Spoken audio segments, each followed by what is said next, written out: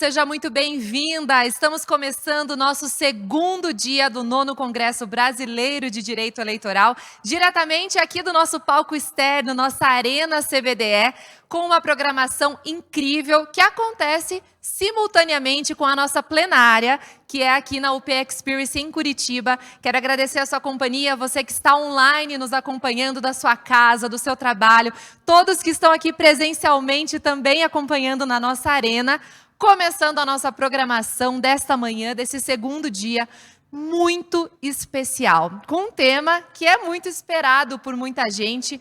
A urna eletrônica está completando quase 30 anos. Em 2026, completará 30 anos. Você que vota aí há muito tempo, já como eu, nem imagina como era o voto em papel. Mas essa evolução aconteceu, ela é a nossa realidade e cada vez tem crescido mais, tem se transformado. As urnas eletrônicas ganharam espaço, ganharam história. E hoje nós vamos receber aqui, então, para desmistificar as urnas eletrônicas, o secretário de Tecnologia de Informação, a famosa TI, diretamente do Tribunal Regional Eleitoral do Paraná, TRE Paraná, Gilmar de Deus, para falar, então, sobre as urnas eletrônicas, desmistificar toda essa história. Seja muito bem-vindo, Gilmar. Muito obrigado, Laura. O palco é seu, fica à vontade. Conta pra gente, urna eletrônica é segura, é conectada com a internet, não é? Traz aí que o palco é teu, tá bom? Eu tô cheia de dúvida, pessoal, mandem suas dúvidas também no chat e vamos complementar. Obrigada, Gilmar. Então, eu vou pedir para você esperar só um pouquinho para responder essa tua pergunta. Com certeza, eu fico aqui. Eu aqui. espero que no final da minha apresentação eu consiga responder com todos os detalhes dessa sua pergunta. Se a urna eletrônica é segura ou se ela não é. Muito obrigado, Laura. Com certeza. E ainda quero agradecer também aqui, ó, importantíssima presença, nosso desembargador, Zigude Roberto Benson, está aqui acompanhando, o desembargador e presidente do TRE, está acompanhando aqui com a gente também ao vivo. Muito obrigada, desembargador, pela presença. Agora sim, Gilmar, vamos responder essas dúvidas do pessoal. Obrigada, okay, muito obrigado, boa palestra. Laura. Obrigado. Bom dia, pessoal. Tudo bem? Como a Laura já me apresentou, muito bem me apresentou, muito obrigado. Eu sou secretário de Tecnologia de Informação no TRE do Paraná. Sou servidor da casa, estou completando nesse ano, final do ano, completo 26 anos de casa. Né? O pessoal sempre fala que com 25 anos a gente tem uma placa patrimonial colocada aqui no nosso corpo, né? E o sangue da justiça eleitoral corre nas nossas veias, né? E eu passei nesse, né? Quando eu entrei no tribunal, em 97, foi bem nesse processo de transição entre o voto de cédula de papel, né? O voto que a gente chama de manual, e o voto informatizado. E foi uma experiência muito interessante, que inclusive, né, me trouxe toda esse conhecimento para essa palestra que eu vou fazer hoje, né? Então, o meu objetivo hoje é tentar explicar para as senhoras e os senhores, né, como é que funciona a urna eletrônica, né? A minha formação, enquanto secretário de TI, minha formação acadêmica é em tecnologia, é em TI, né, é em informática. Então, me sinto muito confortável em falar em criptografia, me sinto muito confortável em falar em camadas de segurança, em cibersegurança, que estão envolvidas dentro do processo eleitoral. Mas hoje, o meu enfoque na minha apresentação vai ser um pouco diferente, né? Porque, como a Laura falou, a gente está hoje com um sistema de votação eletrônica que está quase há 30 anos sendo utilizado no país. E muitas vezes a gente esquece, né? E muitos, inclusive, né, não tiveram uma oportunidade de votar num sistema que seja diferente desse. Então, o meu objetivo hoje justamente é trazer para as senhoras e os senhores como é que aconteceu, o que existia nesse momento, né, na década de 90 no país, quando se iniciou, né, a democratização no país, quais os problemas que se tinham nesse momento e como é que houve essa transição para esse modelo de votação como nós temos hoje. Além disso, né, eu vou entrar em alguns aspectos técnicos de segurança de uma urna eletrônica. Né, como eu falei, não vou me aprofundar muito nesse tema, até porque se a gente for falar em segurança de uma urna eletrônica e do processo eleitoral, né, na parte de tecnologia, a gente pode, com certeza, aí, ter uma tarde toda de explanação, de discussão sobre o tema. E, finalmente, eu vou falar sobre o processo de votação no Brasil, como é que ele funciona, né? Quais são os seus aspectos de segurança, né? Como é que ele foi moldado ao modelo que nós temos hoje, né? Um modelo evolutivo, né, que nós temos hoje de votação em todo o país. Ok? Então, primeiramente, eu dividi aqui a minha palestra em 4 partes, tá? Eu vou falar sobre o voto em papel, né, que nós tínhamos, né, década de 80, parte da década de 90. Eu vou falar um pouco sobre a transição, né, como houve essa transição para o voto digital. Vou falar um pouco sobre urna eletrônica, como eu falei muito brevemente, e aí sim, finalmente, tratar sobre o processo eleitoral. Ok? Como é que começou isso tudo? Né? Começou com o final do período de ditadura no país, né, da parte iniciou a redemocratização, né, com as eleições. Nós tivemos eleições em 86, que foram eleições, que como todo mundo sabe, que eleições indiretas. Em 89, nós tivemos as primeiras eleições diretas para a presidência da República, tá, no país. Aí sim, voto direto com o eleitor, tá, utilizando cédulas de papel, né, que era o modelo naquela época utilizado para fazer votação, e até hoje, isso é uma coisa também que vou explanar na minha apresentação, é utilizado em muitos outros países, né, esse modelo de votação em cédula de papel. E nós tivemos a primeira votação eletrônica em 1996, né? E aí existe aí um hiato entre 89 e 96, né? Porque a eleição de 94 foi uma eleição muito conturbada, com muitas reclamações de ambos os lados, dos partidos políticos, e todos os partidos políticos reclamando de fraudes que existiam em todo o processo de votação e de apuração, né, de custódia dos votos.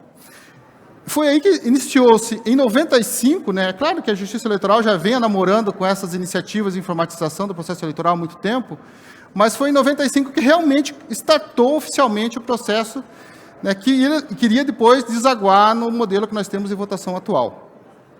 E tivemos, em 96, a primeira votação eletrônica, ainda, né, em algumas cidades, como um projeto piloto, e que se mostrou muito exitoso. Isso levou, em 98, né, numa evolução crescente, né, numa evolução redundante, evolução crescente, né, mas numa evolução dentro do processo, a 2/3 do eleitorado brasileiro a votar no modelo eletrônico de votação. E, finalmente, nos anos 2000, nós tivemos a eleição 100% informatizada no país. Tá? E desde então, nós utilizamos esse mesmo modelo, né, como eu falei, com muitas evoluções, das quais eu vou tratar aqui, mas nós utilizamos esse modelo de votação eletrônica no nosso país. Mas aí, no meu começo da minha apresentação, eu quero explorar o que aconteceu nesses 11 anos, que nós fizemos votação em cédula de papel. Né? O que levou o Brasil, o Estado brasileiro, a modificar o modelo de votação que ele tem hoje. Tá? Primeiramente, né, nós tínhamos problemas graves durante a votação. Né? Dificuldade do eleitor manifestar a sua vontade numa cédula em papel. Né? Infelizmente, na década de 90, 80 e 90, e ainda, infelizmente, acontece hoje ainda no nosso país, nós temos um número, né, graças ainda diminuindo muito esse número de analfabetos, mas assim, com ainda pessoas com dificuldade em fazer esse tipo de votação. Na década de 90 era muito pior isso. Né? Então, muitas vezes, as pessoas manifestavam, tinham dificuldades, copiavam, inclusive, né, os candidatos, né, mal intencionados, distribuíam seus santinhos, ensinando as pessoas a desenhar o número ou o nome do candidato que eles iam votar. E as pessoas que estavam desenhando esse número, esse nome, não sabiam que eles estavam votando. Né? Não sabiam, eventualmente, se eles estavam aprendendo a desenhar o nome do candidato que eles realmente queriam votar. Né? E aí, eu até coloquei como exemplo aqui uma cédula, né, onde a pessoa votou nos candidatos ali, e todos os candidatos que ela votou, o voto foi anulado. Por quê? Porque quem foi apurar o voto não conseguia reconhecer as letras que foram colocadas, os números que foram colocados nessa cédula. Isso acontecia muito. Era uma dificuldade muito grande que a gente tinha em que o eleitor fizesse esse tipo de votação. Nós tínhamos também problema com o voto de protesto. Né? Eu até trago aqui um que foi bem clássico, que aconteceu no Rio de Janeiro, do Macaco Tião. O Macaco Tião concorreu à Prefeitura do Rio de Janeiro em 88, ficou em 3º lugar. Né? Por quê? Porque era um voto de protesto, né? Foi uma brincadeira, né, que fizeram a candidatura desse macaco, né? Não houve uma candidatura oficial, é claro, mas uma divulgação, né, de uma forma de protesto contra os políticos daquela época, e os eleitores votaram, né, porque, né, a gente sabe da máxima que o papel aceita tudo. E aí o eleitor ia lá e votava, Macaco Tião. Né? É claro que esses votos não eram contabilizados, mas, se fossem contabilizados, corresponderiam ao 3º colocado da Prefeitura do Rio de Janeiro naquele ano. Né? E aí teve outros, né? Tinha o rinoceronte, tinha o mosquito, né? Por quê? Porque era um voto de protestos dos eleitores naquele contexto político daquela cidade. Fraudes eram várias que tinham, fraudes, né? Desde o eleitor tentar fraudar o voto, até do próprio político induzir né, coercitivamente induzir o eleitor a votar em outra pessoa. Por exemplo, tinha um bem clássico que funcionava da seguinte maneira. O primeiro era um grupo de eleitores, né, que eram obrigados a votar em um certo candidato. Esse eleitor chegava, o primeiro eleitor chegava com uma réplica de uma cédula de votação, fingia que votava, pegava a cédula oficial e colocava no bolso. Fazia a votação, colocava na urna e saía da sessão eleitoral. Entregava a cédula em branco para o próximo, esse na frente do candidato, né, que estava exigindo esse voto, fazia a votação, ele mesmo fazia a votação muitas vezes, entregava para o segundo eleitor. O segundo eleitor que entrava, né, pegava a cédula em branco e, em vez de votar, colocava a cédula já preenchida na urna e saía com a cédula novamente em branco para fora da sessão. Isso durante todo o dia. Né? Então, a gente tinha, nesses casos, indícios fortes, provas fortes de manipulação durante todo o processo de votação. Tá. Outro aspecto que também era comprometido era a questão da apuração. Né? E aí eu trago 2 relatos bem clássicos, né? Um do Correio Brasiliense, que ele falava que no voto em papel 3 às vezes vira 8, né? E que era um cenário de guerra do Correio de Minas. Tá? A questão é que, durante a apuração, muito do que se era apurado pelas juntas apuradoras, né, pelas pessoas que eram chamadas na época escrutinadores, que contavam os votos, era muito interpretativo. Às vezes, por conta da dificuldade, como eu falei, do eleitor conseguir escrever corretamente o nome do candidato, às vezes por mal intenção, o número do candidato também, né? Às vezes por mal intenção, né, de quem estava contando os votos, porque quem estava contando os votos também tem seu lado político, né? E apesar de serem ambientes extremamente controlados e acompanhados por fiscais e partido, eram ambientes que era possível fazer esse tipo de fraude. Então, muitas vezes, a pessoa que estava contando o voto, né, tinha o caso que a pessoa colocava um pedacinho de grafite embaixo da unha, e quando ninguém estava olhando, não estava se percebendo, ele pegava a cédula de papel e fazia um X, né, no caso de um voto em branco, né, ou fazia um X em um candidato adversário, anulando o voto que foi dado de forma válida. Isso acontecia muito. Então, era muito, né, o processo de apuração era sujeito a muitas possibilidades de fraudes. Tá? Tanto por não entender o que está sendo escrito na cédula de papel, ou por má fé da própria pessoa que estava contando os votos ali. Né? E tinham problemas também com relação à recontagem. Né? Haviam vários casos, principalmente em 88, vários casos dos fiscais que exigiam que aquela sessão fosse recontada. E aí exigiam, uma vez recontado e batendo o número de votos com a contagem original, era pedido para fazer recontagem de volta. Era recontado novamente. Né? Teve caso no Rio de Janeiro que teve sessão que foram recontadas 4 ou 5 vezes a mesma sessão. E todas as somatórias batiam no mesmo quantitativo de votos. Tá? Por quê? Porque o fiscal queria tumultuar o local de votação, que era um reduto do candidato adversário. Tá? Então, isso gerava, em todos os locais de totalização no país, e as senhoras e os senhores imaginem, né, no país todo, vários pontos, né? Por exemplo, Curitiba aqui teriam dezenas de pontos, né, de totalização de voto, se tornava um cenário de guerra, né, com brigas, né, muitas vezes, infelizmente, levadas às vias de fato, né, de brigar realmente, com agressão física, né, e de vários tumultos, né, que se tinha nesse momento. Então, como colocado ali pelo Correio de Minas, esses locais de apuração eram um cenário de guerra que se existia, né, um cenário de guerra armada. E outro problema que nós tínhamos também é na custódia dos votos, tá? Então, não era raro, né, não era incomum que as urnas de lona, que eram transportadas do local de votação para o local de totalização, de apuração, elas sumiam no caminho. Né? Às vezes não era, senhoras e senhores, uma urna, duas urnas de lona. Era um caminhão contendo 50 sessões de um local de votação sumiam. Né? Por quê? Porque um candidato que estava concorrendo àquela eleição sabia que naquele local de votação era reduto do candidato adversário. E aí eles, né, criavam todo um esquema para que esse caminhão fosse desviado do caminho, né, até às vezes de forma violenta.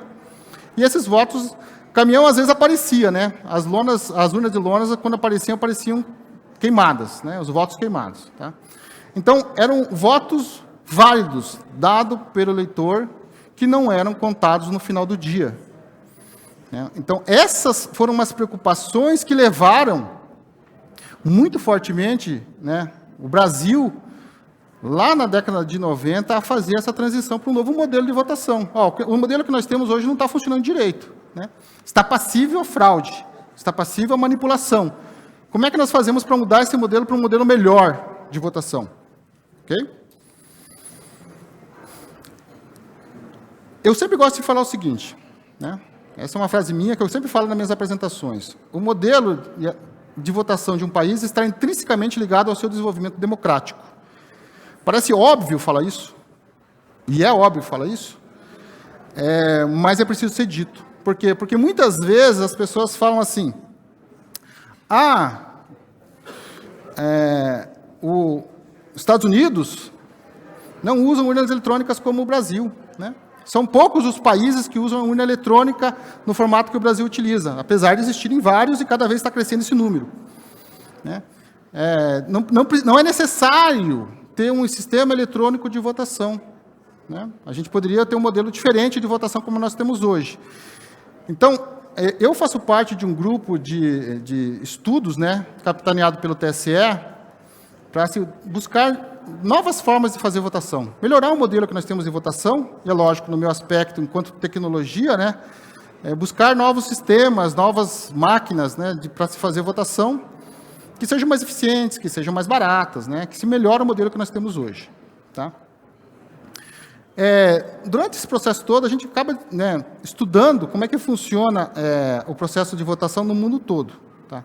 E o que dá para se falar disso tudo é o seguinte: o modelo de votação de um país, de um Estado, está ligado ao desenvolvimento desse Estado, a evolução que esse Estado teve e as experiências que eles tiveram com democracia. Né?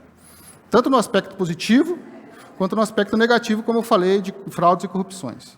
Tá? Eu sempre falo nesse momento da apresentação, né, e eu acho que é um caso que caracteriza muito bem isso, né, é uma história que me foi contada pelo secretário de Tecnologia e Informação do TSE, o Giuseppe Giannino. Hoje já não é mais o secretário de Tecnologia e Informação do TSE, mas ficou por muito tempo, né, como responsável pela área de TI do TSE. E no final de semana da eleição, o TSE recebe, assim como alguns TREs, recebe observadores internacionais. Pessoas que vêm de todos os países aí, né, vários países, para acompanhar como é que é feita a eleição no Brasil, né? Esse modelo, né, de votação que nós temos eletrônico. E ele estava explicando, inclusive na questão das camadas de segurança, que eu vou falar um pouco mais para frente, né, de quantas camadas de segurança que tem o processo eleitoral, né, que tem isso, que tem aquilo, cerimônia que faz isso, cerimônia que faz aquilo. E aí um dos observadores que estavam participando dessa palestra, ele levantou a mão e perguntou assim, né, acho que ele era da Islândia. Ele perguntou assim, mas por que o processo de vocês tem tanta segurança assim? Por que tem tantas camadas de segurança? Isso torna o processo muito pesado, né? É muito burocrático algumas vezes também. Aí ele, curioso, ele perguntou, tá, mas como é que funciona no seu país? E aí ele falou assim, não, no meu país funciona assim. A unidade responsável pela eleição, ela manda uma carta, né, registrada para todos os eleitores, com retorno pago, inclusive, dessa carta. E nessa carta tem a cédula eleitoral, onde o eleitor abre, escreve, né, então um voto em cédula de papel, escreve lá, coloca lá, né, vota nos seus candidatos, fecha a cédula novamente, coloca no correio, né, o correio recebe, essas cartas mandam, essas cartas para essa junta de totalização, de apuração, e lá eles recebem, abrem o voto e vão fazendo uma planilha lá com essa totalização que é feita.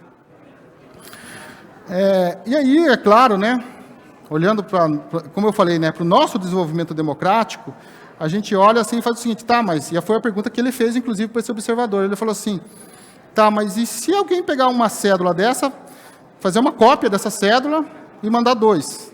Em vez de mandar um voto, manda 2. Porque lá também, assim como aqui no nosso país, o voto ele é sigiloso, não tem identificação do eleitor.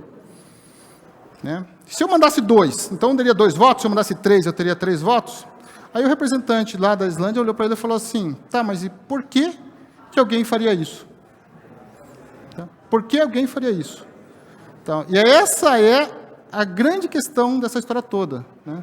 Por quê? Porque a Islândia tem um modelo de votação que é feito por correio, por papel, e não eletrônico, não é porque eles não têm tecnologia para isso, não é porque eles não podem evoluir para esse modelo que nós temos de votação, é porque eles não, enquanto nação, enquanto sociedades, não vê necessidade que isso exista no país deles. Tá? Assim como nós temos países como a Estônia, por exemplo, que é reconhecida mundialmente na questão de tecnologia, né, que teve, né, quando acabou, quando houve a separação na antiga União Soviética, né, eles se separaram da União Soviética e criaram um Estado autônomo, muitas dificuldades nesse processo de separação, inclusive com cibersegurança, eles desenvolveram toda uma rede, né, de serviços que hoje é ofertado ao cidadão de forma eletrônica. Então, lá eles têm um governo 100% digital. Né? Acho que o único serviço que não é disponibilizado de forma digital ao cidadão é separação, em caso de separação. Tá? Nos demais, tudo, né, é feito de forma eletrônica. O eleitor não precisa se deslocar a um local de votação para fazer, é feito por celular. Né? Agora eu pergunto para as senhoras e os senhores, né, se nós tivéssemos uma votação aqui em celular, as senhoras e os senhores acham que teríamos coação de candidatos para que um eleitor votasse e comprovasse o voto no celular? Eu acredito que ainda temos essa realidade. Né? E enquanto justiça eleitoral, eu gostaria de chegar no momento onde a gente não precise disso mais. Mas até que isso aconteça, a gente precisa estabelecer todas essas preocupações com segurança do voto do eleitor. Então, o desafio que se tinha lá, na década de 90, era implantar um processo seguro de votação, informatizado em todo o país, de um tamanho continental, né, com enormes diferenças sociais. Tá? E aí eu friso 2 palavras aqui nesse slide, que é seguro e tamanho continental. E quando a gente fala seguro, a gente está falando que o voto ele tem que ser sigiloso. E nós entendemos sigiloso no sentido estrito da palavra sigilo, aonde nem a própria Justiça Eleitoral sabe quem o eleitor votou. Tá? Por quê? Para evitar a possibilidade de que o eleitor seja coagido a votar em uma determinada pessoa, né? Ou seja, tenha seu voto comprado, que dê uma forma de justificar, né, de comprovar o recibo da compra do voto, né, que leva a um desvio na vontade do eleitor durante a eleição. Então, o eleitor, naquele momento, naqueles segundos que ele está na frente da urna eletrônica, ele, independente de quem ele prometeu o voto, independente de quem ele vendeu o voto dele, né, de certa forma vendeu o voto, porque deve ter alguma vantagem com relação a isso, independente disso. Mas na frente, a hora que ele estiver na frente da urna eletrônica, ele vai ter a tranquilidade para votar no candidato que mais lhe convier à sua consciência. Não em quem, né, está eventualmente pedindo, um parente pedindo voto para ele, não. Então, ele vai votar realmente em quem ele quiser, em quem ele achar o mais qualificado para aquele cargo. Sem que depois ele possa ser coagido, né? Sem que depois alguém saiba realmente quem votou e possa dizer para ele, não, mas você falou que ia votar em mim, né, e votou em outra pessoa, aqui eu tenho a prova disso. Então, o sigilo é uma das premissas básicas desse nosso modelo atual de votação.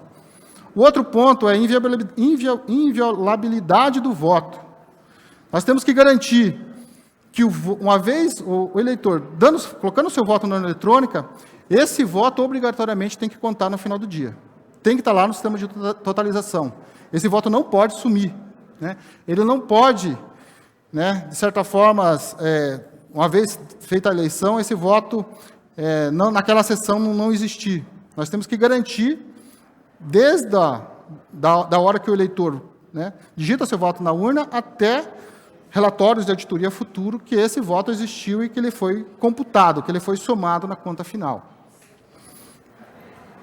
E quando eu falo tamanho continental, é que a gente tem que garantir que o processo de votação nosso ele aconteça da mesma forma, seja nos maiores centros urbanos do país, né, como aqui Curitiba, como São Paulo, né, como Rio de Janeiro, e da mesma forma acontecer, por exemplo, em regiões mais afastadas da Amazônia, do Mato Grosso, né, e mesmo aqui do nosso estado, né, desembargador? Temos aqui vários locais, né, que são chamados de locais de difícil acesso, né, pela sua distância geográfica, muitas vezes, né, e a dificuldade de chegar nesses locais, mas a pessoa que está votando nesses locais, eles têm que ter a mesma condição de votação de que a pessoa mais escolarizada nos centros urbanos, entendeu? Essa é a nossa missão enquanto instituição, enquanto justiça eleitoral. Tá? E é um desafio bem grande, né? Por quê? Porque, ao contrário da Islândia, como eu falei, ao contrário da Estônia, como eu falei, que são países pequenos, né, o Brasil é um país gigantesco, né, com várias realidades espalhadas por todo esse território. Então, lá na década de 90, a premissa foi reduzir a intervenção humana. Então, se eu tenho a parte de apuração e totalização dos votos descentralizada, com possibilidade de fraudes, eu tenho que reduzir, que o ser humano ele pode, né, as pessoas que estão ali no processo, né, tanto na parte de votação, quanto na parte de custódia, quanto na parte de apuração, elas têm possibilidades inúmeras de fraudar o processo, eu tenho que reduzir a intervenção humana. Quando eu falo em reduzir a intervenção humana, não quer dizer tirar a intervenção humana, né? Lógico, até porque, né, a justiça eleitoral ela é composta por um quadro de servidores justamente para dar vazão a esse tipo de atividade, mas tentar reduzir ao máximo as possibilidades de fraude dentro do processo eleitoral. Desenvolver um processo próprio de votação, né? E quando eu falo desenvolver um processo próprio de votação, eu estou falando do quê? Exatamente. Eu estou falando de normas, né? Então, hoje, o Código Eleitoral, hoje, as resoluções do TSE, eles são nada mais, nada menos do que uma forma de regular o processo eleitoral. Tá? Então, eles definem, tem resolução para candidatos, né? Fazer candidatura, prestação de contas, né? Como é que vai ser a eleição, de como é que vai ser as auditorias. Essas normas é que regulamentam como é que a Justiça Eleitoral trabalha. Tá? E isso também é lógico, claro, desnecessário falar, que varia de acordo de país para país. Né? Tem várias preocupações que nós temos aqui, por exemplo, nos processos de auditoria que outros países não têm. Tá? E desenvolver sistemas e equipamentos próprios de votação. Então, é aqui que entra também uma das grandes diferenças que nós temos, né, no nosso modelo de votação com os outros países. Tá? O software que é utilizado na urna eletrônica, tanto dentro da urna eletrônica, quanto o software que vai fazer totalização, que vai preparar os arquivos para ser instalado na urna eletrônica, eles são totalmente desenvolvidos pela Justiça Eleitoral. Não existe uma contratação de uma empresa que desenvolva esses sistemas. Tá? Porque, claro, se houver uma empresa que contrata, não tem nada contra a empresa, lógico, né? Nos apoiam muito em alguns outros projetos, mas a empresa, e a gente já teve experiências ruins com relação a isso em algumas eleições, né, de fake news, né, sobre empresas, vai se falar que a empresa, o proprietário das empresas, né, tem um lado político e eles estão desvirtuando o processo eleitoral. Tá? e também equipamentos próprios, né? E aí, desses equipamentos próprios, que derivou a nossa famosa urna eletrônica. Tá? Então, nós poderíamos fazer votação num computador, né? Tecnicamente, poderíamos fazer num desktop, até no celular. Tecnicamente é possível fazer. Tem restrições com relação ao sigilo do voto, como eu falei, né? Mas nós desenvolvemos um sistema onde nós temos controle total do que acontece nesse equipamento. Então, a gente sabe, né, que esse equipamento não pode ser modificado, né? Os sistemas que são inseridos eles não podem ser modificados. A gente sabe que, uma vez colocando um voto, esse voto não vai ser alterado por esse equipamento. Tá? E isso a gente só conseguiu através desse modelo que nós temos hoje, que é a criação de um computador especialista em coleta de votos, né? Que é a nossa urna eletrônica que nós utilizamos hoje. Essa carinha dela aqui do teclado dela. Então, esse foi o movimento que nós levamos lá na década de 90 a fazer essa transição para esse modelo atual que nós temos de votação, considerando, como eu disse, a nossa realidade política, né, democrática daquele momento, né, que levou a esse modelo, nosso novo modelo de votação. Agora eu vou falar para as senhoras e senhores um pouquinho só da urna eletrônica. Tá? Como eu falei, né, se nós formos falar da urna eletrônica nos aspectos de segurança, né, aí tem uma listinha, né, de algumas camadas de segurança que a urna tem, né. Aqui tem outras, né, mais a continuação dessa listinha. Uma urna eletrônica, um equipamento de votação que nós temos hoje tem mais de 30 camadas de segurança, para evitar, né, que alguém, mesmo mal intencionado,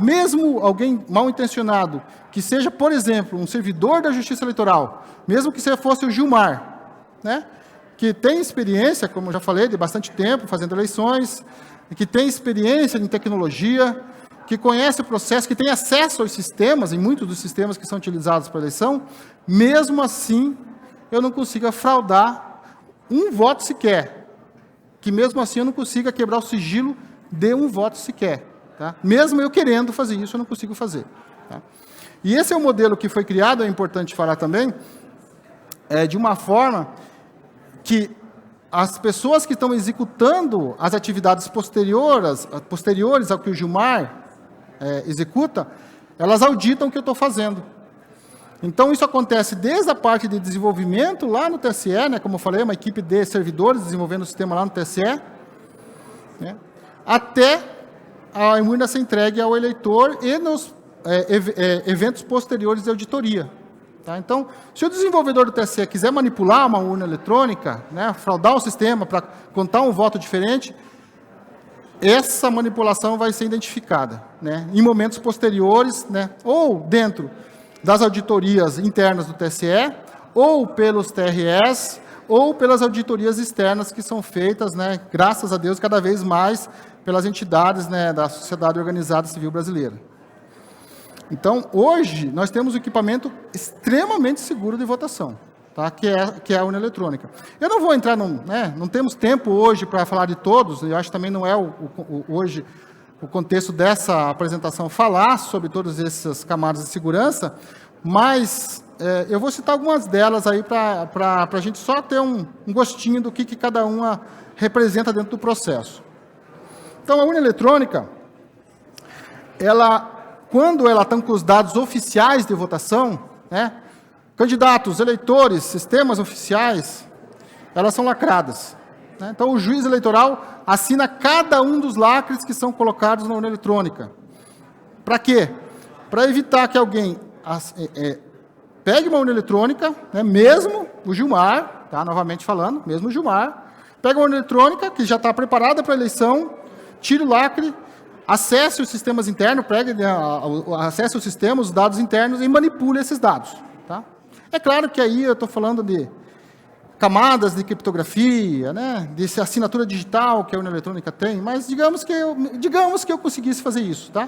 Ainda assim, eu teria que passar pela primeira camada, e aqui não estou falando de tecnologia, é uma camada física, né, que a urna eletrônica tem, que vai ter que violar esses lacres. Esses lacres eles foram confeccionados pela Casa da Moeda. Então, uma vez tirando esse lacre, ele fica uma marca no chassi da urna eletrônica que aquele lacre foi removido. Tá? E como eu falei, esses lacres ele tem números sequenciais. Mesmo que eu pegue um outro lacre lá, e, né, limpe a urna eletrônica e coloque novamente esse lacre, esse lacre que eu colocar não vai estar na sequência em que foi lacrada oficialmente essa urna eletrônica, numa cerimônia oficial. Então, já está se criando um dificultador muito grande para se conseguir chegar na urna eletrônica. Tá? Outro aspecto que se fala também então eu tenho que chegar na urna eletrônica e tenho que abrir ela para fazer hackear ela. Né? Não, mas eu posso hackear ela pela internet, né? Porque o sistema, e aí acho que as senhoras e os senhores já ouviram isso muitas vezes, né?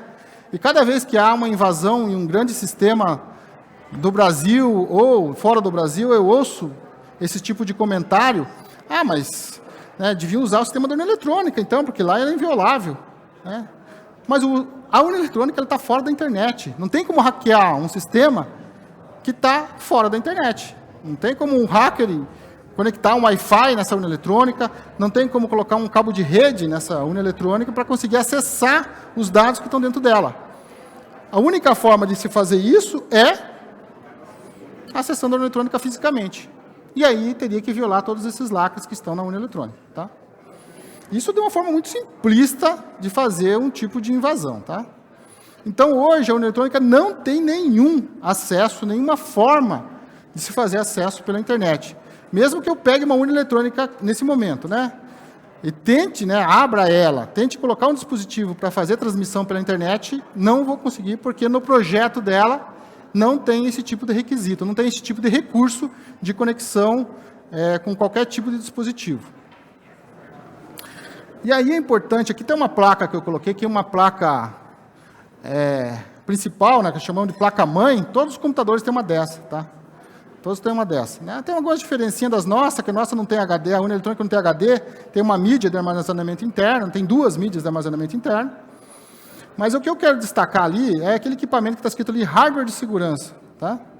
Aquela a partezinha preta ali, que é um chip resinado que existe na urna eletrônica.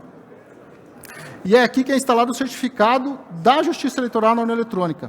A urna eletrônica, ela sai da fábrica, senhoras e senhores, e aí vocês veem a nossa preocupação com relação à segurança. Nem a própria fábrica que desenvolve a urna eletrônica conseguiria colocar uma urna eletrônica em pleno funcionamento. Só alguns botões do teclado da urna eletrônica estão habilitados na fábrica. Por que estão habilitados os botões na fábrica? Alguns botões são habilitados para que sejam feitos testes, sistemas de testes nos equipamentos que são instalados. Mas o teclado numérico não está habilitado na fábrica. Então, se alguém roubar, por exemplo, uma urna do trajeto da fábrica até a Justiça Eleitoral, essa urna não pode ser colocada em funcionamento. Ela só é colocada em funcionamento a partir da hora que a Justiça Eleitoral instala um certificado da Justiça Eleitoral, que nós emitimos e só aceita o nosso certificado dentro desse chip. Tá? A partir daí, ela ganha como se fosse a alma da urna eletrônica. A partir daí, ela começa realmente a operar, a funcionar. Entendeu?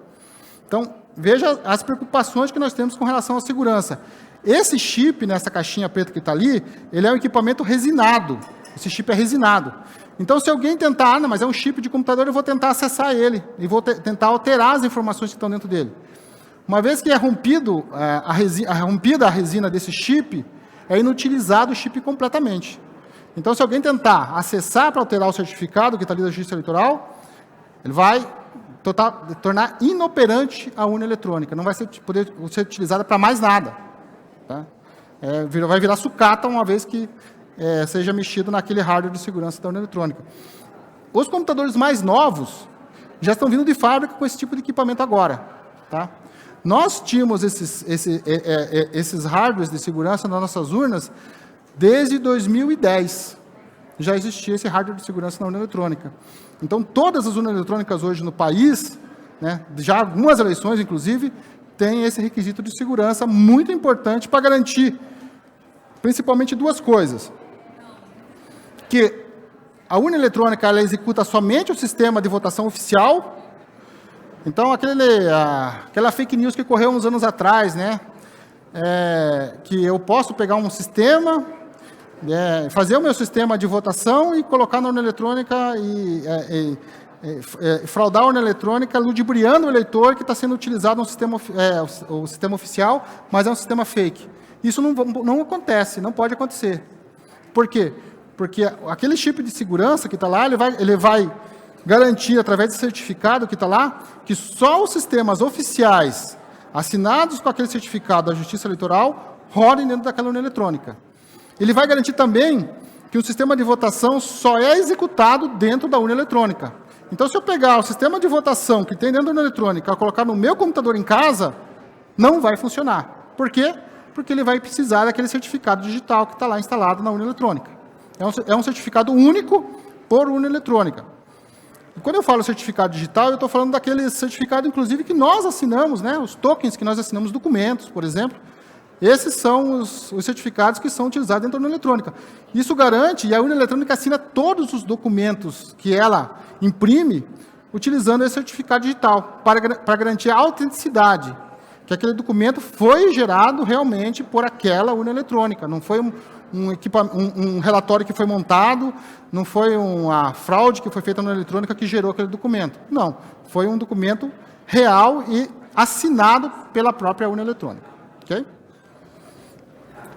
Outro aspecto que eu gosto de falar bastante também, né, e um cuidado que eu tenho muito grande também quando eu falo, né, da parte do processo eletrônico de votação, é que a tecnologia é parte do processo, né? Então, enquanto tecnologia, a minha tendência é olhar e falar assim, não, tem criptografia, né, tem assinatura digital, tem o hardware de segurança, né, tem vários requisitos aí de segurança dentro dos sistemas, né, que garantem a segurança do processo, que garante que a urna não possa ser fraudada. Mas aí vai ter sempre alguém da área de tecnologia também que vai dizer assim, não, mas não tem sistema 100% seguro. A NASA foi invadida, a FBI foi invadido, né? O CIAF agora foi invadido os certificados de uso do CIAF, né? Por que a urna eletrônica não é invadida? Né? Eu procuro sempre sair um pouco dessa seara da discussão técnica, de tecnologia, né? Eu acho que em cima da tecnologia nós temos requisitos mais que suficientes para garantir a segurança, enquanto tecnologia, do processo eleitoral. Mas eu gosto de frisar sempre, e agora a parte final da minha apresentação, é no processo de votação que nós temos no país. Como eu falei, é um processo compartimentalizado, onde cada coisa que é feita em uma etapa é validada nas etapas posteriores, e finalmente validada na auditoria externa, né? É um processo que ele é definido em camadas com relação à parte de segurança. Então, uma vez, por exemplo, a criptografia que é utilizada na eletrônica hoje é um dos algoritmos de criptografia mais modernos que existe no mundo. Tá? Mas digamos que alguém conseguisse, né, com o tempo, com supercomputadores, quebrar uma criptografia de uma urna eletrônica. Tá? Passaria por uma das camadas. Tá? Mas a gente tem outras várias, as 30 camadas que eu falei para os senhoras e os senhores ali. Teria que quebrar tudo isso para se fraudar o voto de uma única urna eletrônica. Tá? Por isso que eu estou falando da dificuldade. Mas não é só isso. Né? Quando eu falo também do processo, eu estou falando de tudo que está envolvido. Eu estou falando de procedimentos que são adotados em normas, resoluções, leis, né?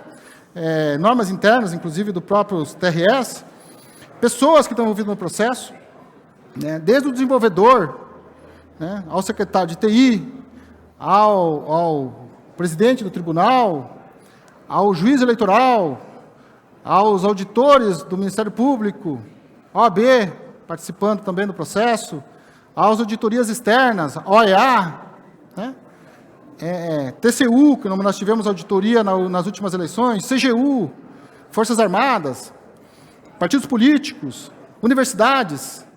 Então, todos participam desse processo. Todo mundo acompanha o trabalho que está sendo feito dentro do processo eleitoral. Então, tanto da parte de fiscalização quanto da auditoria também. Então, a gente sempre fala que é um processinho fechado, onde a tecnologia está inserida, mas faz apenas parte desse processo. E aí eu vou começar a destacar aí, cronologicamente, né, como é que esse processo, de forma bem resumida, funciona, né, e quais são os requisitos de segurança que ele tem. Tá? Então, agora, o processo, nessa parte das auditorias e de fiscalização começou em outubro do ano passado, tá?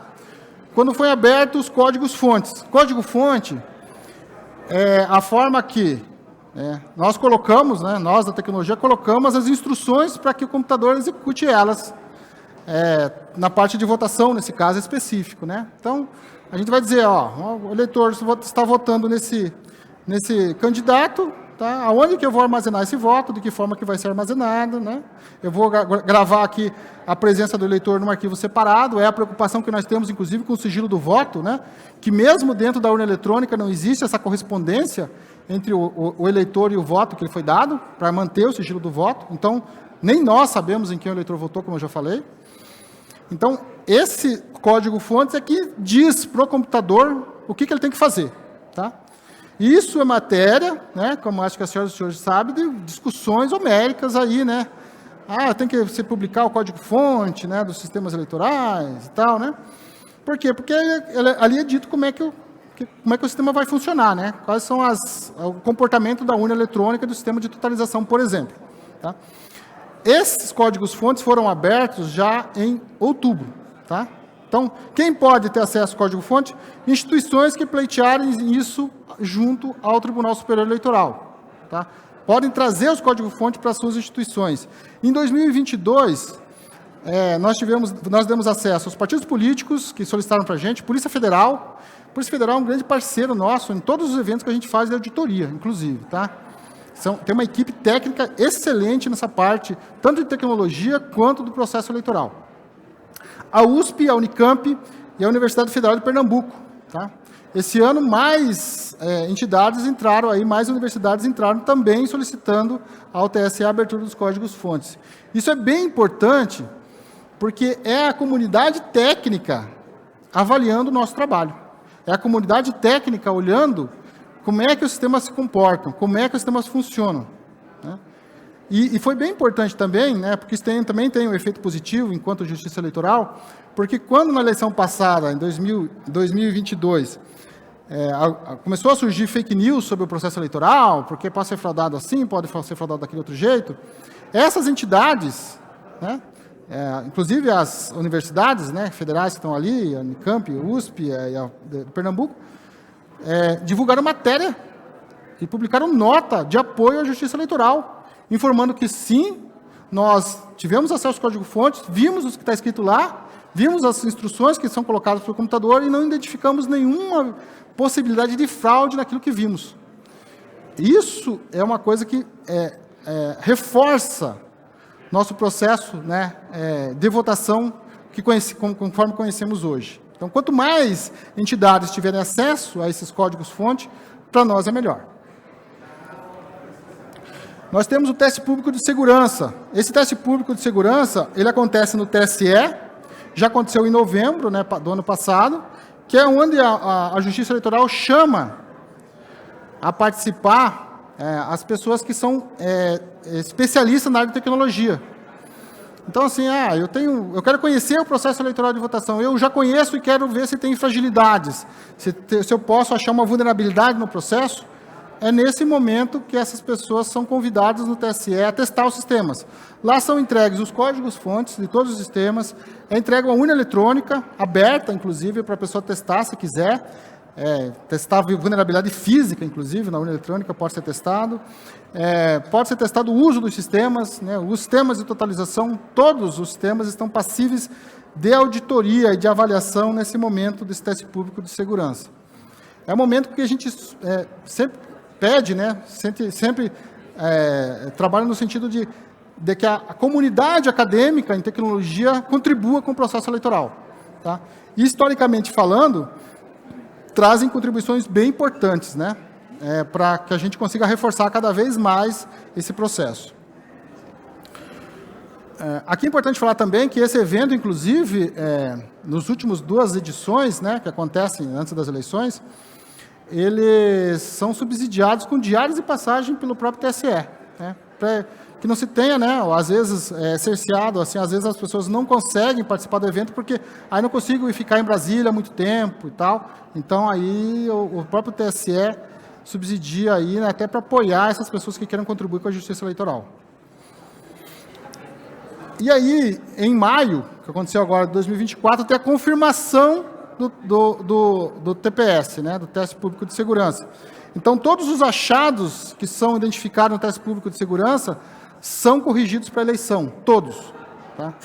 Então, qualquer possibilidade, né, e às vezes assim, não é nem vulnerabilidade, mas possibilidade de ter uma vulnerabilidade, ela é identificada nesse teste, é corrigida, e nesse momento, em maio, é chamado de volta os especialistas que identificaram essa vulnerabilidade, para que eles testem novamente para ver se a vulnerabilidade foi corrigida, se ainda se mantém ou não aquela fragilidade.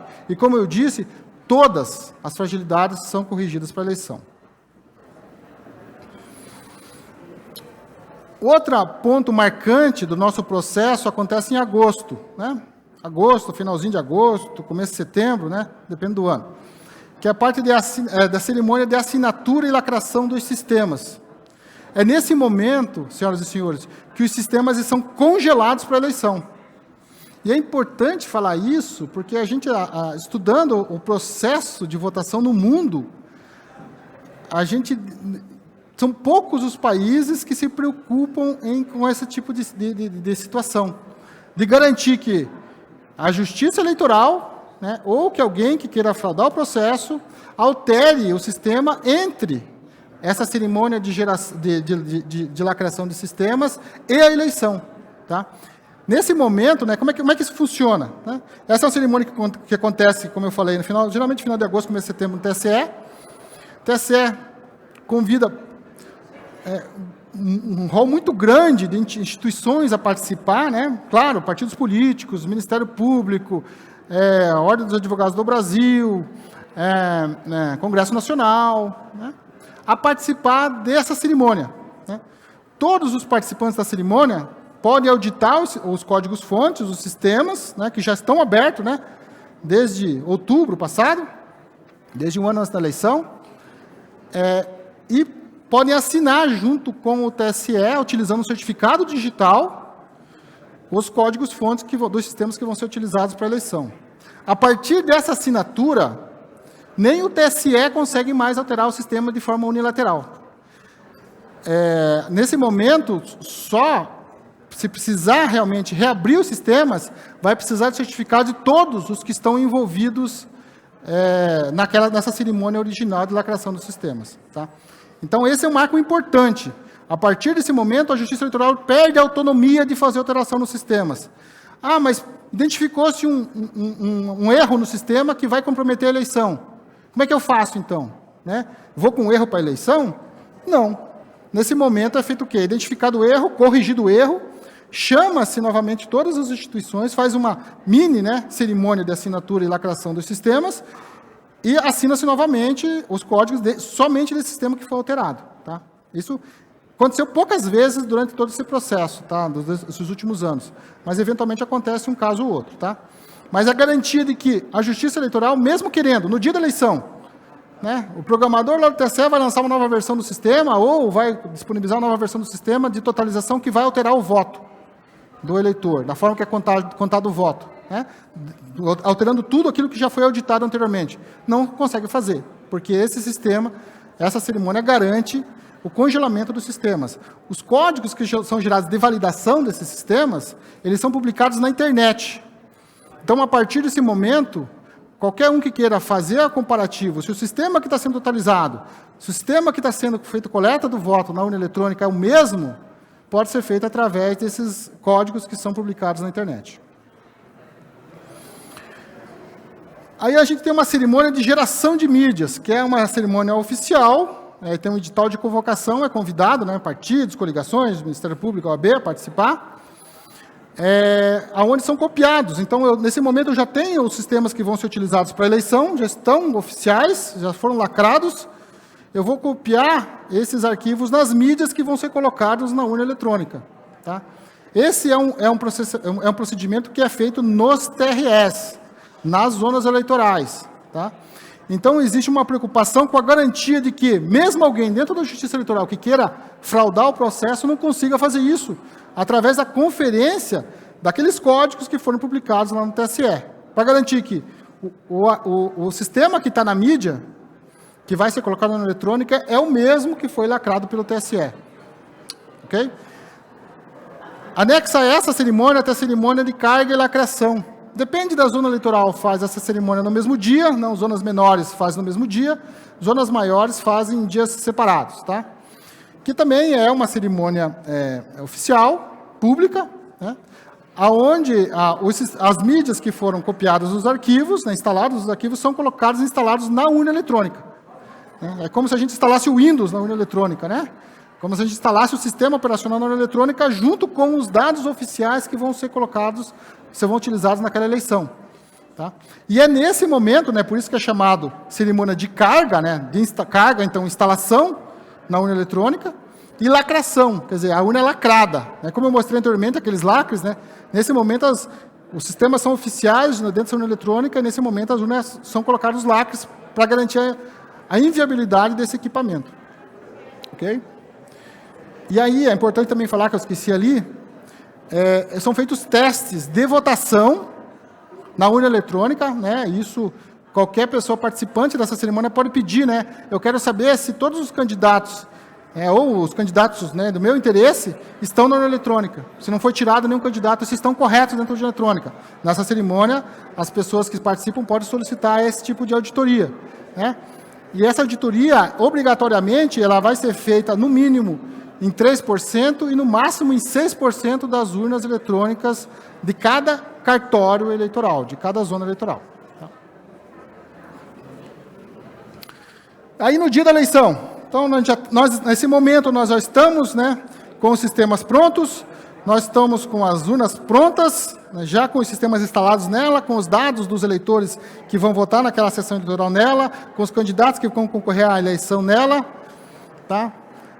Aí a gente espera no dia da eleição. Né? Pega a urna eletrônica, manda para os locais de votação, e no dia da eleição essa urna ela é colocada no sistema de votação, né? Começa a fazer a votação. E nesse final de semana da eleição, acontecem duas auditorias importantes, né? Que um é chamado de teste de integridade, a antiga votação paralela, onde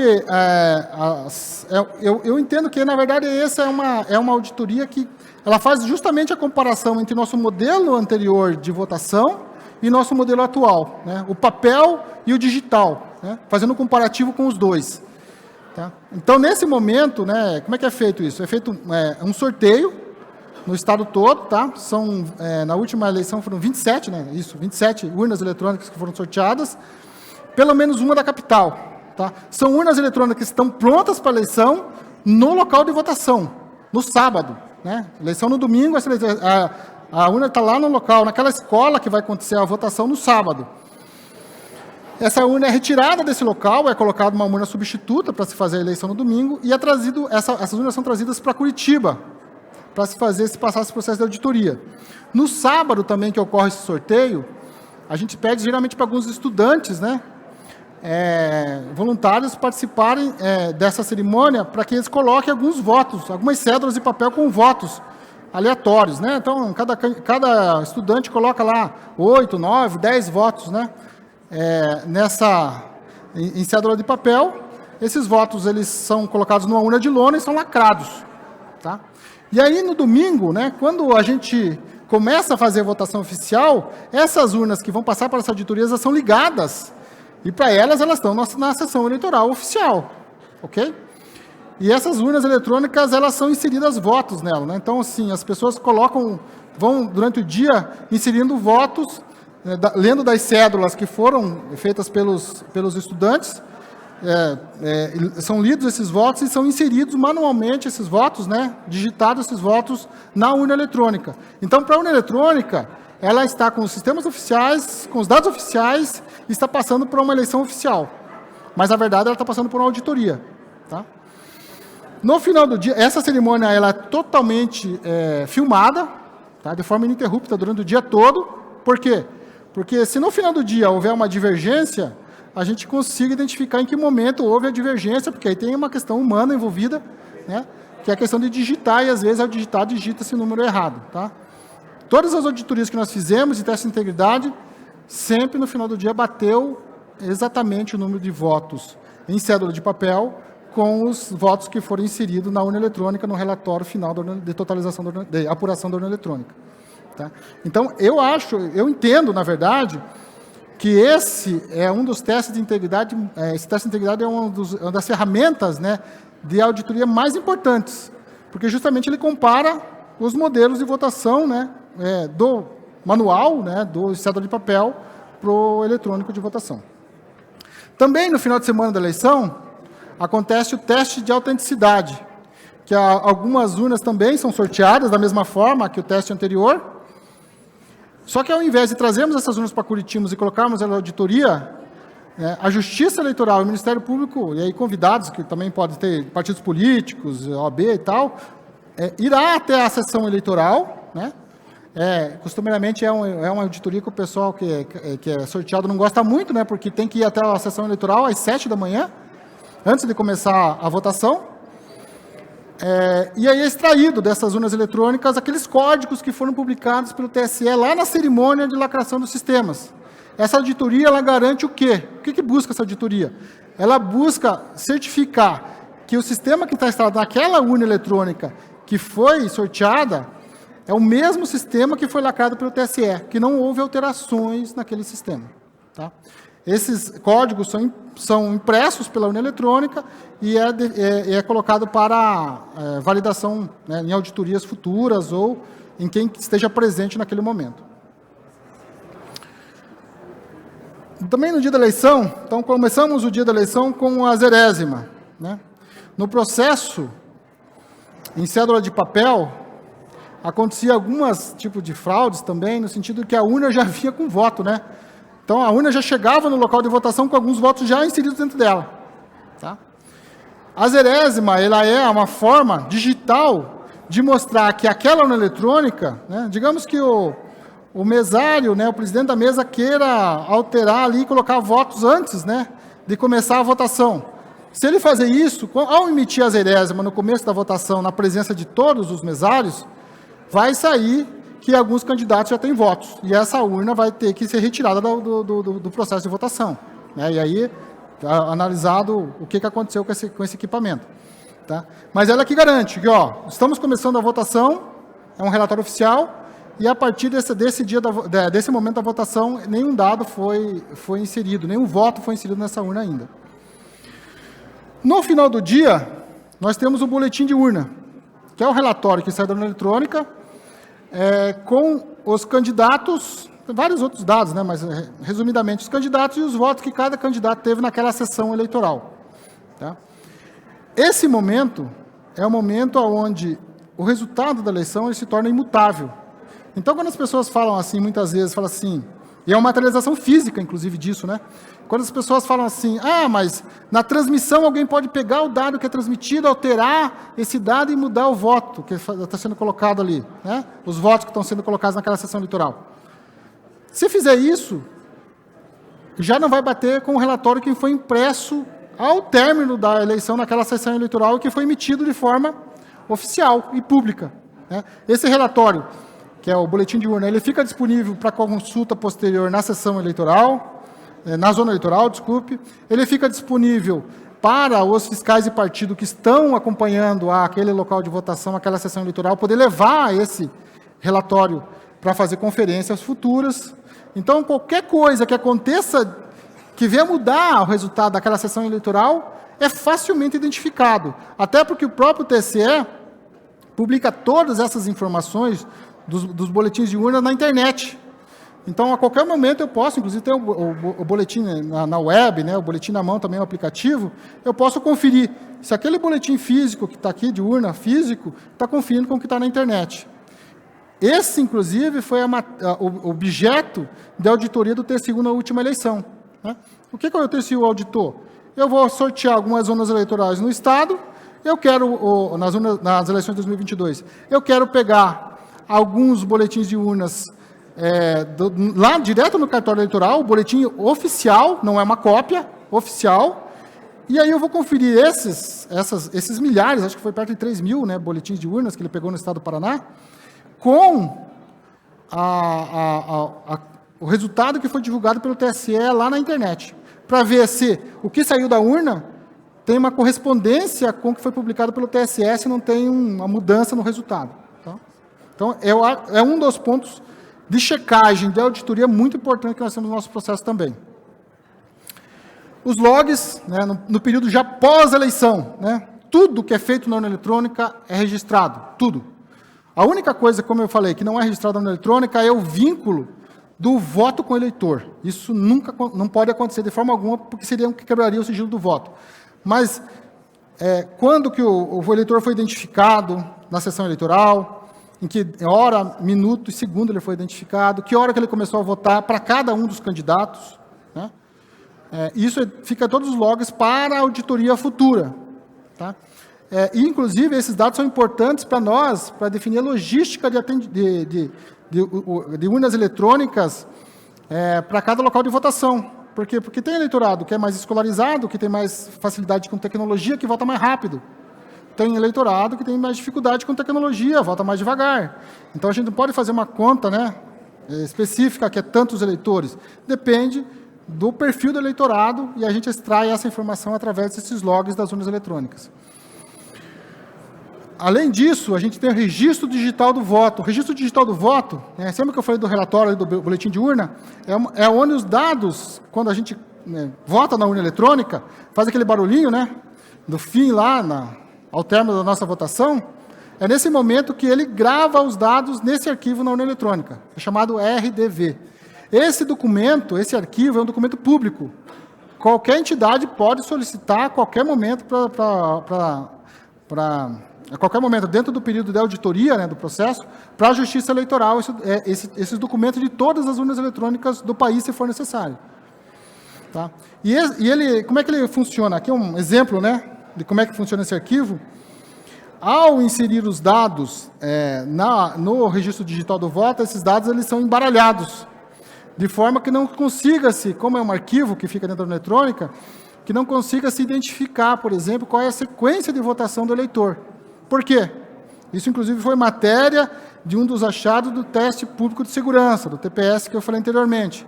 Mas isso lá nos primeiros TPS, né? Nós estamos hoje na 10ª edição desse TPS.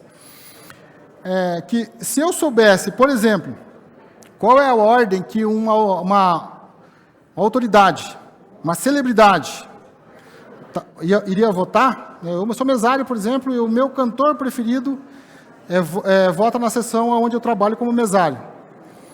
Eu sei, né, que ele foi o terceiro eleitor a votar. Se eu tivesse acesso a esse documento de forma sequencial, eu iria lá na terceira linha do arquivo e identificaria em quem é que aquele celebridade, que aquele cantor votou. Tá? Então, isso quebraria o conceito estrito do sigilo do voto.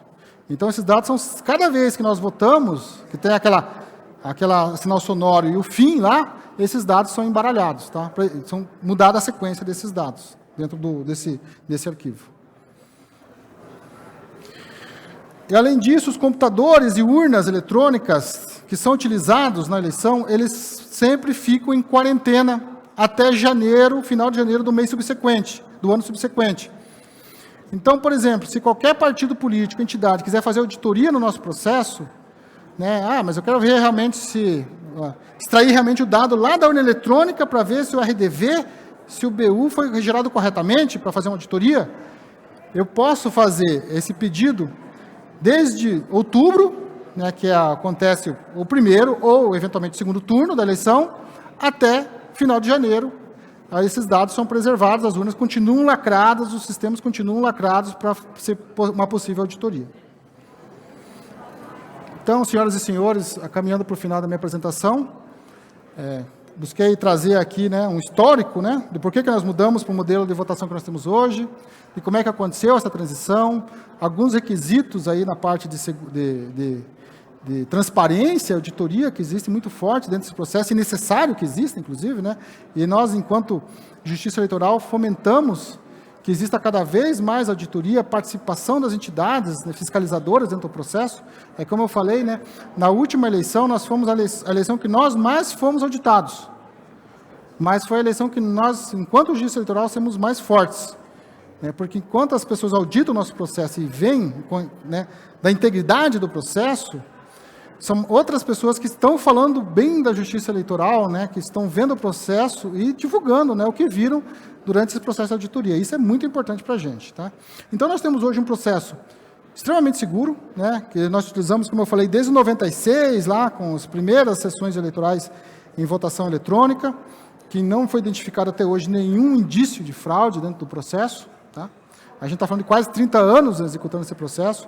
Nós temos um processo hoje que é transparente, no sentido que conseguimos colocar relatórios, né, cerimônias de auditoria, onde toda a sociedade possa participar desse processo, né, sendo da questão de tecnologia, né, que é a minha área de atuação, sendo da área de direito, né, sendo da área administrativa. Né. Então, olhando o nosso processo de uma forma a fiscalizar tudo que está sendo feito pela Justiça Eleitoral para garantir que não exista modificação do voto e nem quebra do voto do eleitor.